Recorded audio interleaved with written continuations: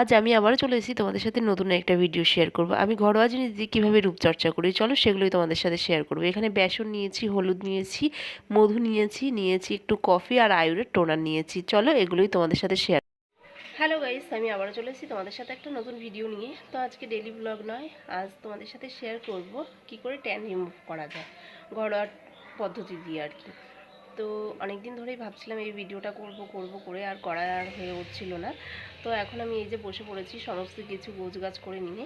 তো চলো, এখন তো গরমকাল, প্রচুর পরিমাণে ট্যান পড়ে, সেটা তোমরা বুঝতেই পারছো। আর আমাদের সেরকম পার্লারে যাওয়ার সময় হয় না, তাই বললাম চলো ঘরোয়া জিনিস দিয়ে কীভাবে ট্যান রিমুভ করা যায়।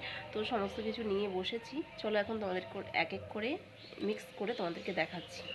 এখানে একটা কাচের বাটি নিয়ে নিয়েছি প্রথমে, তার মধ্যে দেব 1 চামচ বেসন।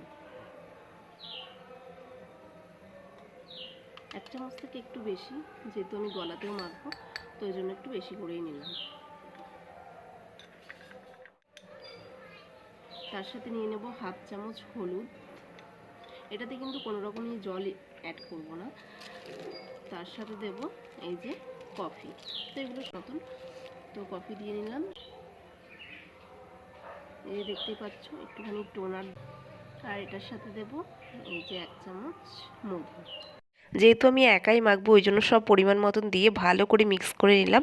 তো এবার মিক্স করা হয়ে গেছে, এরকম করে ব্রাশ থাকলে তো ভালোই হয়, যেহেতু আমার কাছে ব্রাশ নেই ওই জন্য আমি ভালো করে হাত দিয়েই মুখে ভালো করে অ্যাপ্লাই করে নিয়েছি। দেখতেই পাচ্ছ পুরো মুখটাতে আমার হয়ে গেছে। এটাতে যেহেতু আমি জল অ্যাড করিনি, এটাতে পুরোপুরি টোনার ইউজ করেছি।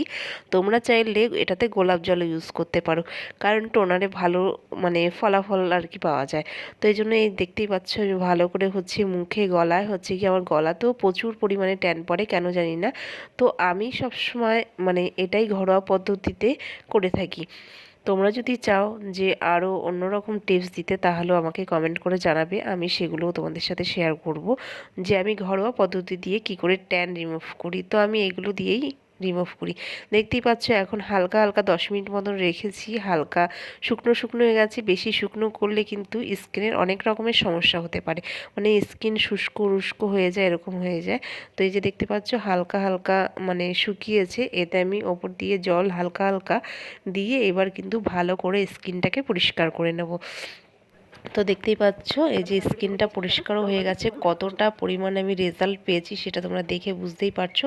চাইলে তোমরা বাড়িতেও একবার ট্রাই করে দেখতে পারো।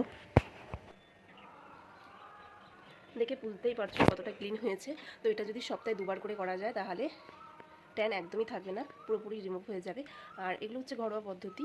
সত্যি কথা বলতে আমাদের সেরকমভাবে পার্লারে যাওয়ার সময় হয়ে ওঠে না, তো আমরা ঘরোয়া জিনিস দিয়ে এরকমভাবে ট্যান রিমুভ করলে অনেক উপকার পাবো।